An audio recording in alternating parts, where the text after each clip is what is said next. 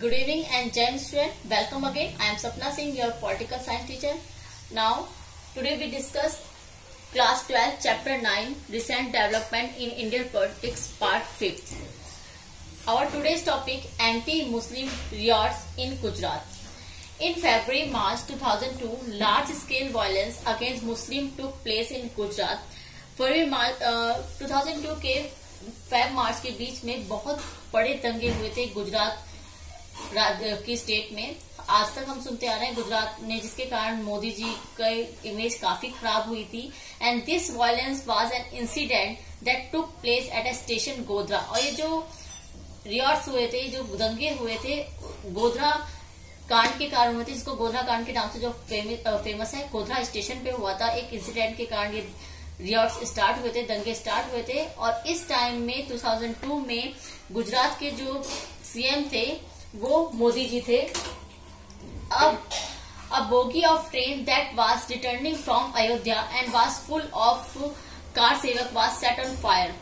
उस टाइम अयोध्या से एक कार सेवक की पूरी बोगी यानी ट्रेन की एक पूरा कोच आ रहा था, जिसमें आग लगा दी गई थी और 57 people died in that fire suspecting the hand of Muslim in setting the fire। और इसमें 57 हिंदूज मारे गए थे, इस आग में मारे गए थे। और जिसके पीछे ये कारण माना जाता है कि ये जो फायर है, जो आग है, वो मुस्लिम्स ने लगाई है। And large scale violence against Muslim begin in many parts of Gujarat.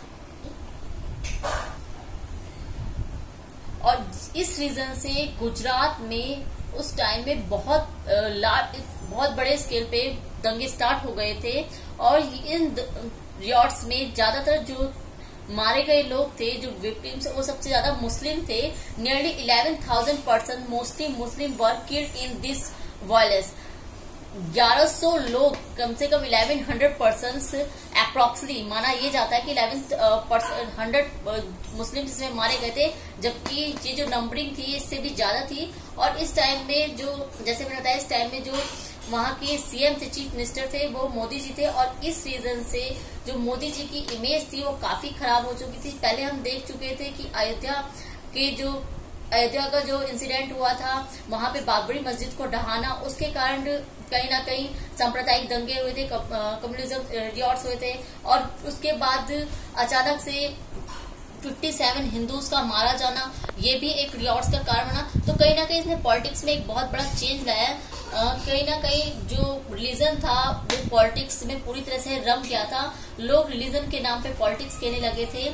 और इस रीजन से ये जो मानवाधिकार आयोग ने, जो ह्यूमन राइट्स थे, उन्होंने भी इसके अगेंस्ट में काफी कुछ बोला। उस टाइम में जो इंडिया के जो पीएम थे, उस टाइम में अटल बिहारी वाजपेयी थे। सेंटर में भी अटल जी की गवर्नमेंट थी। अटल जी ने 2002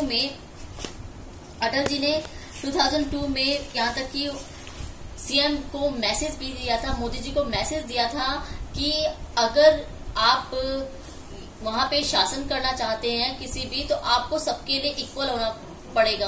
क्योंकि ये माना जाता है कहीं ना कहीं जो उस टाइम की स्टेट गवर्नमेंट थी वो पूरी तरह से वहां पे दंगे को रोकने में हार चुकी थी, नाकाम हो चुकी थी। और ये उसकी सबसे बड़ी नाकामी उस टाइम की चुनी जाती है।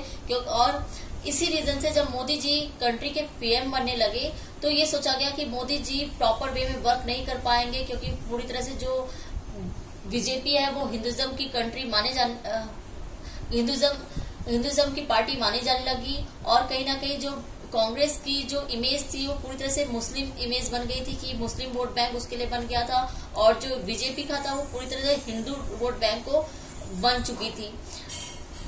अब in next video we discuss emergence of new consciousness. अपने नेक्स्ट वीडियो में हम देखेंगे कि ये जो रिलीजियस बेस्ड पॉलिटिक्स थी एंड अदर जितने भी प्रॉब्लम्स क्रिएट हुई, उसके बाद क्या रिजल्ट निकला। Now thank you student, thank you very much, जय हिंद।